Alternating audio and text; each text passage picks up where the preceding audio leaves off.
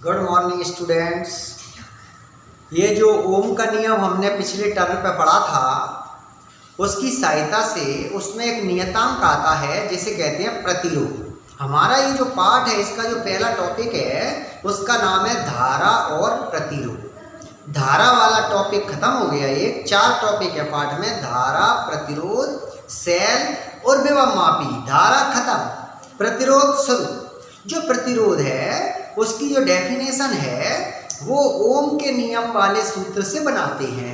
ओम का नियम होता है R बराबर V अपॉन I। V मतलब विभवांतर, I मीन्स धारा और R मीन्स प्रतिरोध। मतलब किसी चालक का प्रतिरोध उसके सिरों पर लगाए गए विभवांतर और उसमें बहने वाली धारा के अनुपात के बराबर होता है। प्रतिरोध की डेफिनेशन बड़ी सरल है, सूत्र से बनती है। किसी चालक का प्रतिरोध उसके सिरों पर लगाए गए विभवांतर और बहने वाली धारा के अनुपात के बराबर होता है। इसे कैपिटल R या स्मॉल r से प्रदर्शित करते हैं। जब हम इसे प्रदर्शित करते हैं तो इस तरह का एक सिंबल बनाते हैं। ये तो टेढ़ा आड़ा सा दिखाया है, जैसे रोड पर स्पीड ब्रेकर होता है। वो स्पीड में जब कोई गाड़ी चलती है उसके स्पीड में रुकावट डालता है, ऐसे ही तार में बना हुआ है कि जब धारा बहती है तो प्रतिरोध तार के मार्ग में, मतलब प्रतिरोध जो है वो धारा के मार्ग में रुकावट डालता है। तो प्रतिरोध मतलब इसका सामान्य क्या है कि ये धारा के मार्ग में रुकावट डालता है। तो प्रतिरोध की हो गई डेफिनेशन। और इसका मात्रक, जो प्रतिरोध है उसका केवल ऐसा ही मात्रक होता है, क्योंकि विद्युत धारा का जो मात्रक है वो केवल ऐसा ही मात्रक होता है। इसे ओम से प्रदर्शित करते हैं। ओम का एक इस तरह का सिंबल होता है, इसको ओमेगा कहते हैं। ओमेगा तो प्रतिरोध का ऐसा ही मात्रक क्या है, ओम। और इनका कोई सीजीएस मात्रक नहीं होता है। अब विमीय सूत्र, तो R बराबर V बटे R। ये जो V है इसका विमीय सूत्र हमने पिछले वाले चैप्टर में देखा था कि M L T की घात ऋण 3 A की घात ऋण 1। यदि L की घात 1 है तो ये विद्युत क्षेत्र की तीव्रता का विमीय सूत्र है, और 2 घात है तो विभवांतर का विमीय सूत्र है, और 3 घात है तो विद्युत फ्लक्स का विमीय सूत्र है। ऐसा हमने पिछले वाले चैप्टर में याद किया था। और I का जो सिंबल है एम्पीयर का वो A है। ऊपर पहुंचाएं तो M L की घात 2 T की घात ऋण 3 A की घात ऋण 2। ये प्रतिरोध का विमीय सूत्र कहलाता है। ये जो प्रतिरोध होता है चालक तार का, ये जो है धारा के मार्ग में रुकावट डालता है। और जो प्रतिरोध है, यदि तार मोटा है, चालक तार यदि मोटे हैं तो इसमें इलेक्ट्रॉनों को चलने के लिए रास्ता पर्याप्त होता है और इनमें धारा आराम से बहती है। मतलब मोटे चालक तार का प्रतिरोध कम होता है। यदि चालक तार पतला है तो इनमें इलेक्ट्रॉनों को चलने के लिए रास्ता कैसा होता है, कम। तो पतले तारों का जो प्रतिरोध है वो कम होता है या वो अधिक होता है। पतले तारों का प्रतिरोध अधिक और मोटे तारों का प्रतिरोध कम, क्योंकि वो धारा के मार्ग में रुकावट मोटे तार जो होते हैं ना कम डालते हैं, और पतले तार धारा के मार्ग में रुकावट ज्यादा डालते हैं। ये है ना प्रतिरोध जो है उसके बारे में जानकारी थी। अब जो प्रतिरोध है, किसी चालक का प्रतिरोध है वो कौन कौन से कारकों पर निर्भर करता है।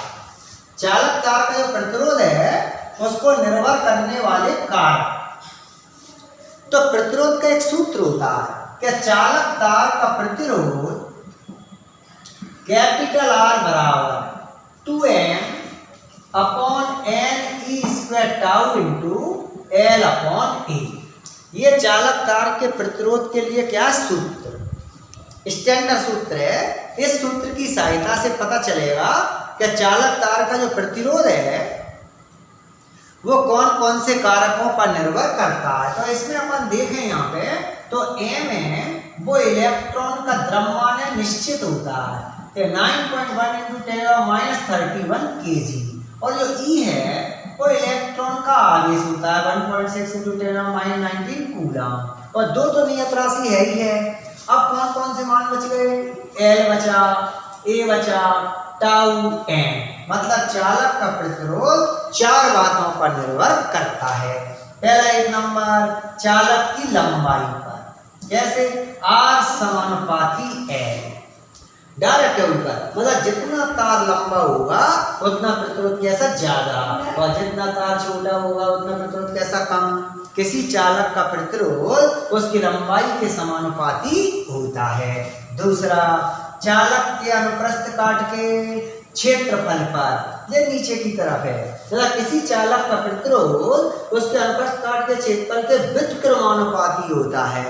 क्षेत्रफल ज्यादा मतलब मोटा तार तो प्रतिरोध कम, ये मोटे तारों का प्रतिरोध कम, और क्षेत्रफल कम प्रतिरोध ज्यादा, मतलब पतले तारों का प्रतिरोध कैसा? अधिक। मोटे तारों का प्रतिरोध कम, पतले तारों का प्रतिरोध ज्यादा।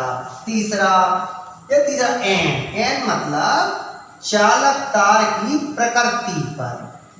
प्रकृति मतलब जो इलेक्ट्रॉनों की संख्या है वो चांदी में सबसे ज्यादा है। जो चांदी है उसमें मुक्त इलेक्ट्रॉनों की संख्या सबसे ज्यादा, जिनमें मुक्त इलेक्ट्रॉनों की संख्या सबसे ज्यादा उनका प्रतिरोध कम। मतलब जिनमें मुक्त इलेक्ट्रॉन ज्यादा होते हैं उनका प्रतिरोध कैसा होता है? कम। सबसे ज्यादा मुक्त इलेक्ट्रॉन होते हैं चांदी में, तो इसलिए चांदी का प्रतिरोध सबसे कम।